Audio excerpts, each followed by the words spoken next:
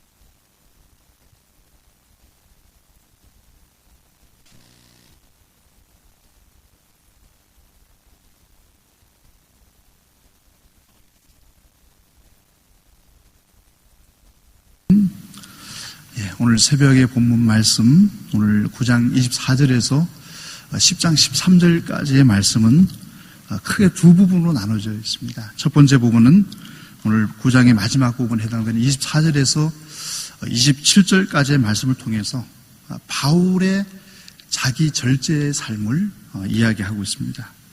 한 예를 들면서 경기장에서 달리는 선수들이 있습니다. 많은 선수들이 경주를 하지만 상을 받는 사람은 오늘 본문에 나와 있는 것처럼 하나님을 일깨워주고 있는 것입니다. 어찌 보면은 우리의 신앙의 삶도 경기장에서 선수들과 같이 믿음의 달리기를 하는 영적인 선수라고 오늘 바울은 비유를 해주고 있는 것입니다. 육상 경기에서도 그 선수들의 목표가 무엇입니까? 많은 선수들이 달리기를 할 때 그 목표가 무엇입니까?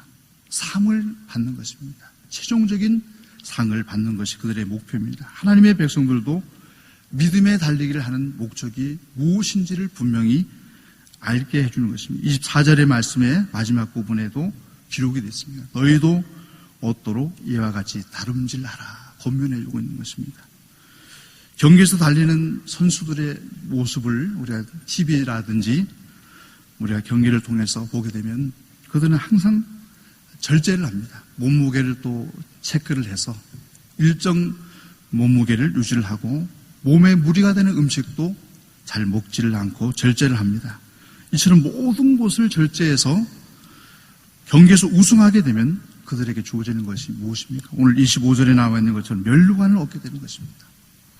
그러나 믿음의 선수들이 믿음의 경기에서 영적인 전투에서 승리하게 되면 오늘 본문에 나와 있는 것처럼 썩지 않을 면류관을 얻게 된다는 것입니다. 성도의 삶의 목적은 분명합니다. 영원한 생명을 향해서 달려간다는 것입니다. 27절의 말씀에도 보면 내가 내 몸을 쳐 복종하게 함은 내가 남에게 전파한 후에 자기가 도리어 버림이 될까 두려워함이로라 분명히 말씀하고 있습니다. 바울이 자기 절제를 강조하는 이유는 인간의 연약함을 일깨워주는 것입니다. 바울조차도 자기 절제의 삶을 살아가지 않으면 넘어질 수 있다는 것을 일깨워주는 것입니다. 따라서 우리 모두도 바울과 같은 경각심을 가지고 나도 믿음의 경주를 하는 동안에 넘어질 수 있다는 것을 기억하면서 자기 절제의 삶을 살아가지 않게 되면 어느 순간에 썩지 않을 면류관을 쫓는 것이 아니라 세상의 면류관을 쫓게 되고 우리 육신의 정욕을 쫓아서 살아갈 수 있음을 일깨워주고 있는 것입니다. 오늘 본문의 두 번째에 해당되는 10장 1절에서 13절까지의 말씀을 통해서는 앞선 24절에서 27절까지의 말씀 바울 자신을 통해서 자기 절제의 삶을 살아가지 않으면 믿음의 경주를 마칠 수 없다. 이것을 일깨워준다면 10장에서는 출애굽한 이스라엘 백성들을 예를 들고 있습니다. 출애굽한 이스라엘 백성들이 하나님의 언약 백성들이었습니다. 그래서 오늘 본문 10장의 서두부터 읽어보시면 모세가 홍해를 지나면서 세례를 받았다. 예수 그리스도를 통해서 언약을 받은 백성들이다라는 것을 일깨워주고 있습니다. 그렇지만 믿음의 경주를 끝까지 마치지 못하고 하나님 중심으로 살지 못하고 우상 숭배자가 되면 10장에서는 분명히 말합니다. 하나님의 심판을 받게 될 것이다 라고 일깨워주고 있는 것입니다. 오늘 본문에서 우리가 발견할 수 있는 하나님은 어떤 하나님이십니까? 함께 읽어보겠습니다. 하나님의 자녀들이 믿음의 경주를 끝까지 완주하기를 바라시는 하나님이십니다. 이 부모의 심정이 어떤 심정입니까? 부모의 심정을 한마디로 표현을 하자면은 자녀들이 끝까지 행복한 사람이 되는 것이 부모님의 목표입니다. 자녀들이 처음에는 행복하게 살다가 중간에 불행한 삶으로 마치기를 원하는 부모님은 아무도 없을 것입니다. 마찬가지입니다. 하나님도 같은 마음입니다. 하나님의 자녀들이 모두 다가 믿음의 경주를 출발해서 끝까지 완주를 해서 영원한 생명을 얻고 하나님의 나라에 들어가는 것을 하나님 아버지는 원하고 계시다는 것입니다. 그래서 썩지 않을 멸류관, 생명의 멸류관을 모두가 하나님의 자녀들이 머리에 딱 받는 것이 하나님의 마음이고 그 심정이라는 것을 우리는 기억을 해야 됩니다. 믿음의 경주를 끝까지 완주하기 위해서 성도들이 경계해야 될 악의 모습들이 무엇인지가 이제 오늘 본문에서 한 4가지 정도로 이스라엘 백성들의 삶과 고린도 교회 성도들의 삶을 통해서 일깨워주고 있습니다. 그 첫 번째가 오늘 7절에 나와 있는데요. 우상 숭배를 말하고 있습니다. 7절 말씀에 죄 중에 어떤 이들과 같이 너희는 우상 숭배의 자가 되지 말라. 과거 이스라엘 백성들을 보십시오. 하나님께서 출애굽을 시켜주었음에도 불구하고 그들은 보이지 않는 하나님을 대신해서 금송아지를 만들었습니다. 황금 송아지를 만들어서 이것이 우리의 신이다라고 얘기를 했습니다. 그들은 그 우상 앞에서 오늘 본문의 말씀처럼 먹고 뛰놀며 춤을 추었는데 그 모습이 고린도 교회 성도들에게도 다시금 재현됐다는 것입니다. 고린도에 있는 우상의 신전에서 이스라엘 백성들이 했던 행위의 모습들이 반복되었다는 것입니다. 두 번째는 음행의 모습입니다. 오늘 민수기 25장에 나오는 것을 예를 들어서 이야기를 하고 있습니다.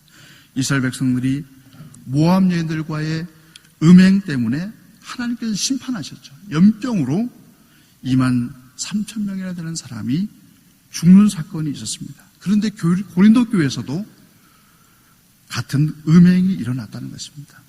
우리 앞선 장에서 5장에서 보면은 아버지의 아내 계모와 음행을 한 사건이 나와 있고 6장에서는 부유한 사람들의 만찬에 음행하는 행위들이 있었다는 것을 지적을 해주고 있다는 것입니다. 세 번째는 주를 시험하는 것입니다. 오늘 10장 9절에 보시면 죄 중에서 어떤 이들이 주를 시험하다가 뱀에게 멸망하였느니 우리는 저희와 같이 여호와 하나님을 시험하지 말자. 이스라엘 백성들이 주를 시험하다가 불뱀에 물려서 멸망한 사건을 우리의 마음속에 기억하라는 것입니다. 네 번째 마지막으로 우리의 악의 모습이 있는데 하나님에 대한 원망입니다. 우리의 땅을 살아가는 동안에 하나님을 원망해서는 안 되는데 이 3번도 마찬가지입니다. 주를 시험했던 불뱀 사건도 마찬가지고 광야에서 이스라엘 백성들이 하나님을 향해서 원망합니다. 불평합니다.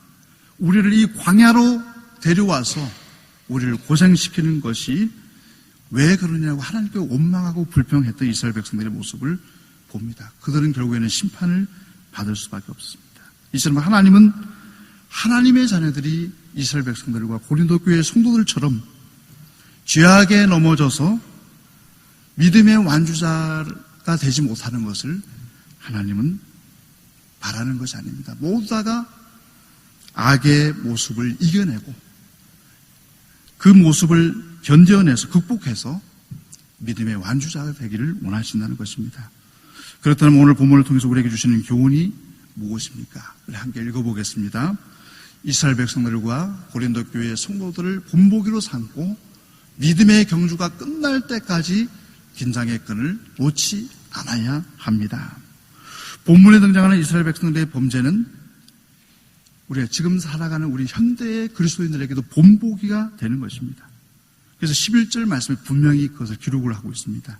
저희에게 당한 이런 일이 거울이 되고 또한 말세를 만난 우리의 경계로 기록하였느니라. 고린도 교회 성도들 가운데 이스라엘 백성들의 죄악된 모습을 본보기로 삼지 않았을 때 그 죄악의 모습이 고린도 교회 성도들에게 재현될 수밖에 없었습니다. 이스라엘 백성들이 하나님의 심판을 받았던 모습이 고린도 교회 성도들에게도 똑같이 재현됐다는 것입니다. 오늘날 우리에게 주신 본보기가 고린도 교회 성도들, 이스라엘 백성들의 삶입니다. 악을 행하면 하나님의 심판을 받는다는 것입니다. 그것을 우리가 본보기로 삼지 않으면 우리도 결국 이 시대를 살아가는 동안에 하나님의 심판의 자리에 설 수밖에 없는 것입니다. 따라서 성도들에게 가장 필요한 신앙의 자세가 무엇입니까? 오늘 12절에 나와 있습니다.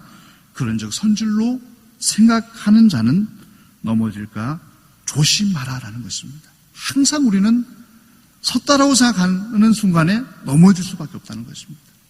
항상 우리는 내 자신을 생각할 때마다 나는 여전히 하나님의 은총이 필요한 사람이야. 하나님의 도우심이 없이는 나는 살아갈 수 없는 사람이야 라는 고백이 사라지는 순간에 우리는 넘어지게 된다는 것을 일깨워주고 있는 것입니다. 이제 말씀을 맺고자 합니다. 하나님은 믿음의 목표를 향해 믿음의 경주를 하는 성도들을 항상 하나님은 도와주십니다.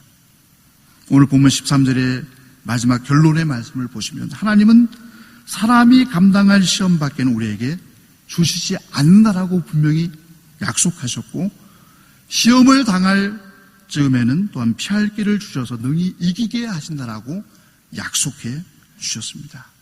오늘 새벽에 나오신 우리 시온의 가족들 한 분 한 분들이 모두 다가 믿음의 경주를 꼭 완주하시기를 간절히 축원합니다. 우리 함께 기도드리겠습니다. 하나님, 우리 모두를 제약된 세상 속에서 건져주시고 독생자 위아들을 이 땅에 보내주셔서 우리들에게 영원한 생명을 허락해 주셔서 하나님의 언약 속에 거하는 언약 백성으로 삼아 주신 것 참으로 감사합니다.